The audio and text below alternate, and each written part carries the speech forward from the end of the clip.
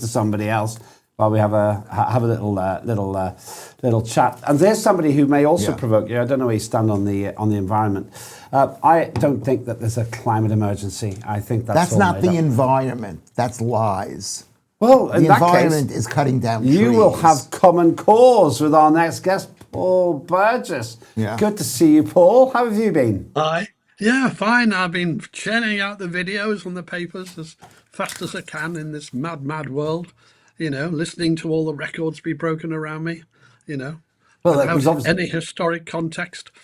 Well, what do you mean? I mean, it's 40 Celsius. We live in an era of global boiling, according to the United Nations chief clown, or whatever he's called, the Antonio Gutierrez.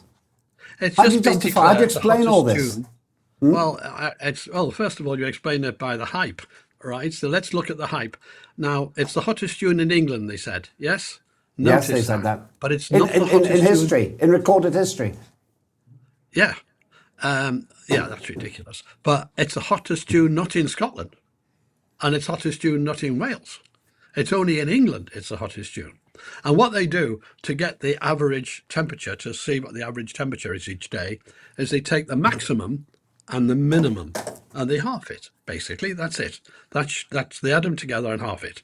So a high minimum temperature raises the average a lot. And we did have a record minimum temperature in the middle of Cardiff. Yes, we had a record June minimum temperature. But that's the urban heat island effect. When you're measuring things at airports like they do, and don't forget, these records have been broken. Maximum records mean nothing in terms of a heat wave, by the way. If you compare, well, let's stick with the subject. So maximum records are meaningless. They're all at helipads or airports. Yeah. And you can have a nice hot day on the tarmac. You can have heat like spirals, like little mini tornadoes coming off. And the pilots know all about them. Now, the met stations at airports are fitted for the pilots so they can understand the air density as they're landing or taking off. It changes the amount of runway you need. And so that's what it's there for. It's not there as a met station for the general climate, as it were. So that's the first point. But the USA didn't have the warmest record, not just in June. Russia didn't have it. Wales didn't have it. Scotland didn't have it. And these are raw temperatures. They haven't even validated them. And the record, one of all, was taken at a place where it's known to have extreme lows and extreme highs. Yeah, that's the Lingwood one. So it's meaningless. I mean, it's like saying, oh, well, Colchester had a lower temperature as such and such at 3 o'clock in the morning. It's meaningless. It's not climate, it's weather. And that is what they're doing. They're just scaring you. Paul, why is it that when it's hot, the BBC and the mainstream and all these politicians say, oh, this is a climate emergency. Look at the weather temperature. They ignore the fact that some of the 40 Celsius, as you're talking about, were measured just after military jet planes took off and their jet blast drifted across the thermometers. But that's another story. But when it's cold, we don't hear about it. I'm not sure if you're aware of this, but last weekend they had a winter storm in Wyoming and in Montana and Idaho. Yeah. That's not really been mentioned. You have to find it on about page 4 in the internet. Why is not only weather not worth reporting, but the heat is an evidence of the end of the world as we know it? Because that's what it seems to be. The mainstream media bought in to this climate emergency. Total nonsense, right?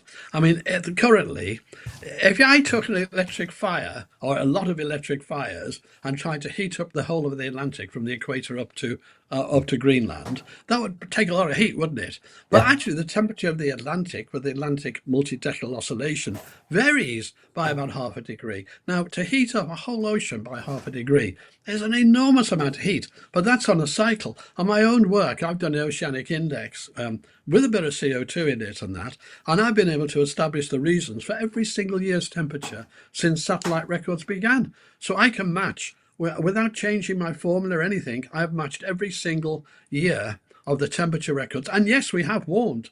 There's no doubt about that, and I'm grateful for that, because 150 years before the Little Ice Age, we started warming. The depth of the Little Ice Age was in the 1690s, and that's when we started to come out of it. And we'd added about zero point 0.4 of a degree before we got to 1850.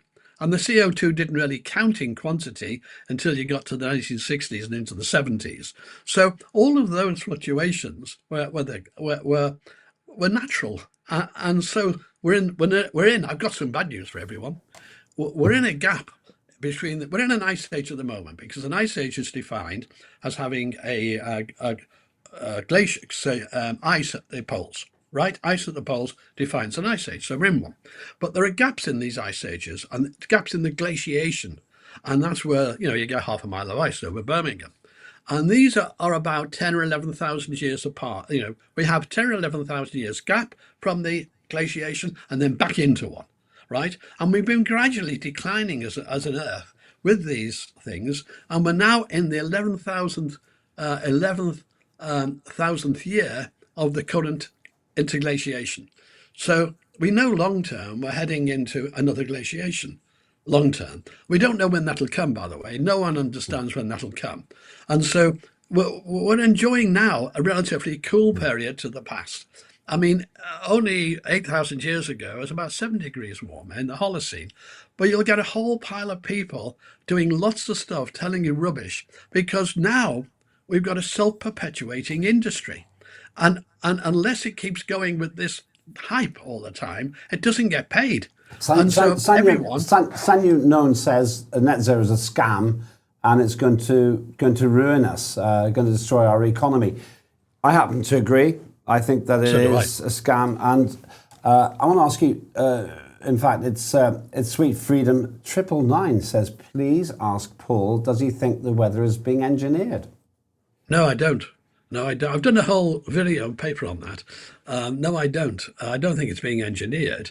You couldn't engineer it. The amount of planes you'd need and the amount of material you'd need to affect the weather. I don't go in for the chemtrails. I know that upsets people. I do know there's cloud seeding gone on, and I do know attempts have been made to seed. I mean, all the Britons ever put into the atmosphere for this geoengineering was 400 grams when they tested from a balloon the equipment to release it. They put £10 million into it, but not all of that's gone onto this part. So there are silly ideas like this, but that's not going on. One of the silly ideas is, on the one hand, to say we all need to have solar panels. On the other hand, we need to dim the sun. It's not just me that's noticed this ridiculous contradiction. I mean, when you see their contrails and what it is, and people have said to me, I actually was challenged to go live on a show against the world experts on chemtrails. Like, yeah, I'll do that. But they wouldn't appear. They spent 2 months trying to get anyone to appear from anywhere in the world. And the big sites in America, they wouldn't appear. And they were going on like things like, look, how do you get the grids in the air? These grids. Well, when a plane goes and leaves a contrail, right, the airspeed up there is up to 200 miles an hour where they are, and in the jet stream, and that means you'll be actually spraying eastern Russia, the western part of Russia. That's what you'd be spraying. You wouldn't be spraying here at that height. And as each one goes, it makes a trail, and the air moves that trail. The next one in the same place would give a different trail. So you get the grid very easily. And I've done a whole video on this. And my conclusion, which will please those people, is we shouldn't be spraying anything into the air, including cloud seeding. I'm against it totally. So that's my conclusion. And I actually forecast something on this. I said, when they started to ban it in America, and that in America, some of the states have managed to, when they were banning bird shooting over out of season, they banned clay pigeons by mistake as well, one state. Yeah. So, I mean, that's how bad people can ban things that don't exist. So my prediction was, that if these people get their way and get the ban, the contrails are still going to be there. And now they're all going, look, they haven't obeyed the law. I mean, it's as meaningless as that. No. Pardon? No. The contrails is an interesting point. And once again, I, as a pilot, I just know you'd be spending, even if you used every aeroplane in the whole world to do it, you wouldn't be able to do it because it's just I've too done a much calculation. sky. You'd need 3,000 jumbos flying 24 hours a day. Now, we haven't got 3,000 jumbos. And if you did that, and it would cost £7 trillion a year, to do this. You'd have to build a lot of new airports, by the way, for all this. I then, because I worked out 50 tons per jumbo, yeah? And you'd have to have it fitted out properly, because in an aeroplane, you can't have the tank at the bank empty and you're going to go out to trim. I think any pilot would know that. So you have to have a proper vehicle with lots of tanks in and displace them evenly and so on. So I mean, the whole thing's ridiculous. So the answer to that one is no. Right. Okay. So when they say just Smith cloud Tarpin says seeding- cloud seeding and solar radiation management are real. Okay, it just disagrees with you, but you got one more sentence on it, because we're not going to do the "oh yes it is," "oh no it isn't." It's the pantomime. right. One more word on this. I know this is provoking you. I can see it in your eyes, Paul. Well, solar radiation is controlled by the sun and the clouds, right? It's as simple as that. Okay, And clouds. I'm talking over you only because I just want to ask you two other quick ones. One is, Yeah. if net zero, if carbon dioxide isn't driving the climate, if it's an effect rather than a cause, why do so many politicians get away with talking this complete gobbledygook all over the world? But politicians are nobodies. We have idiots in Parliament. I mean, they're sheep. If you look, all right, then I used to be one, you know. Yeah, I know. I'm Lewis sorry. like that. Well, That I'm sorry, hurts me. but they are. They're sheep. And look, they've had to go outside the 400 Labour politicians to even find what they think will be a leader who won't be. But no, Good point. I mean, they're doing it because they even when you present them with the facts, if you present someone with the facts who's got an ideology, it doesn't change their ideology, that you're insulting them. Normally what happens with me when I do that is they come back with personal attacks. That's what normally happens. And all I do is evidence. That's all I do. I mean, the 1911 heat wave, well, that was a heat wave. That was 2.5 months of really hot weather, 40,000 dead in France. You know, I mean, and in America and in Russia and in New Zealand and Australia, everywhere in the world, basically, had a heat wave. And they had it for 2.5 months. And it killed people in their droves, mainly babies, because it contaminated the milk. They didn't have fridges and things, and so on. Obviously, the death toll wouldn't be as high as that today. But if you compare a few days we've had, and that's what we've had, 3 days of hot weather, if you like, and you compare that to what they had in 1976, for example, was much worse. And so was 2011 was much worse than 1976. And here's a truth they don't like. Weather has become less extreme in terms of floods and droughts and storms and so on. Less extreme than the past, right? But they don't like that. But they're saying the opposite. We keep hearing again and again and again. I have to admit, I scream at the screen when it happens. So, we've got more flooding now. And we've got more droughts. We've got more heat. Yeah. And sometimes they say record blizzards. In other words, 4 opposite effects, all blamed on the same cause. Now, my father was a nuclear physicist, and he would suggest perhaps if you blame opposite effects on the same cause, you're not getting it right.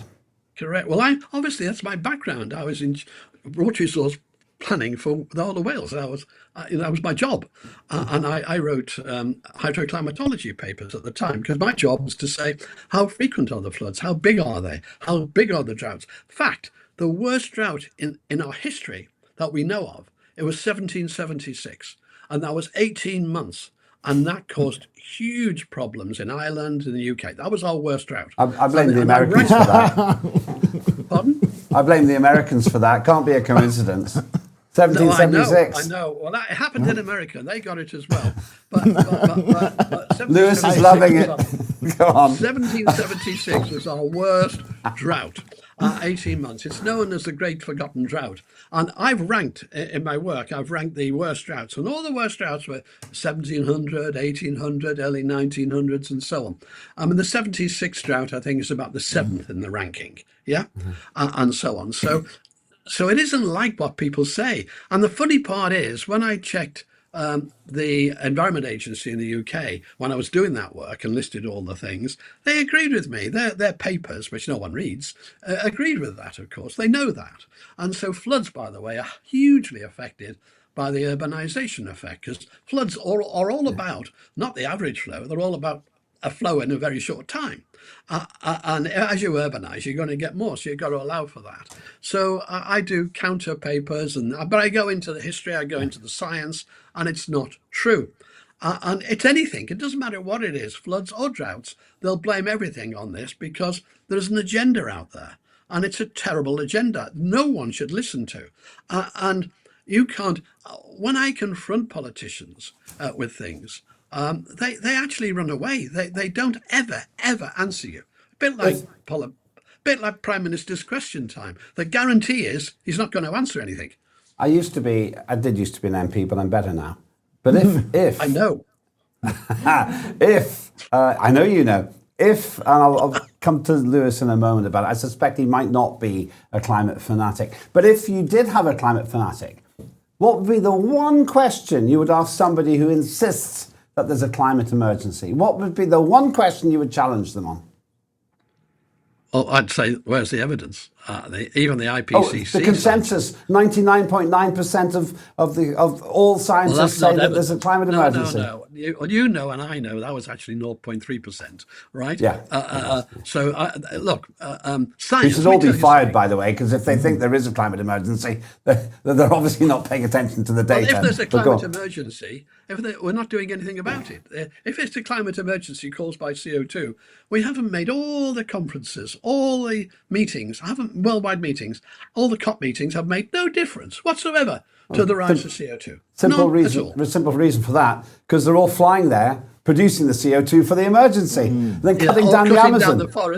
Cutting down the forest to get to do luxury hotel in the middle of nowhere, and so on. It's so bad. It's so bad now that I mean, I've got 10 grandkids. I'm 81 now, and I've got 10 grandkids that I fear for their future in this world. And it's a world. Look, the AMO, which is Atlantic Multi-Decadal Oscillation, that warms up and cools. The whole Atlantic from the equator warms up and cools. That's a huge effect. I did my work, which was I combined CO2 with all the oceanic cycles and the sun. And you look up how much of those each year, you put it through a fixed formula, and you get the exact temperature. And for the last 42 years, my work, without change, without altering the formula, has precisely predicted the exact temperatures. And a lot of background work's been done. Looking at volcanoes was my work. My work represented the volcanoes, which you didn't know about because you can't forecast a volcano. But my work showed the deviation from it perfectly for Pinatubo, which was 1998, I think.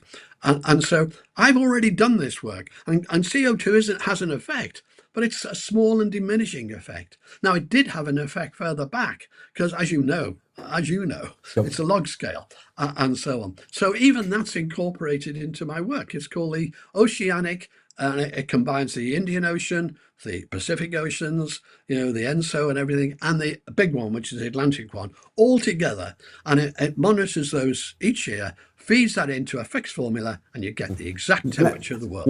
Next time I want to challenge you on an obvious thing. Why do you think that we can't turn the sun up and down? Because that's ridiculous.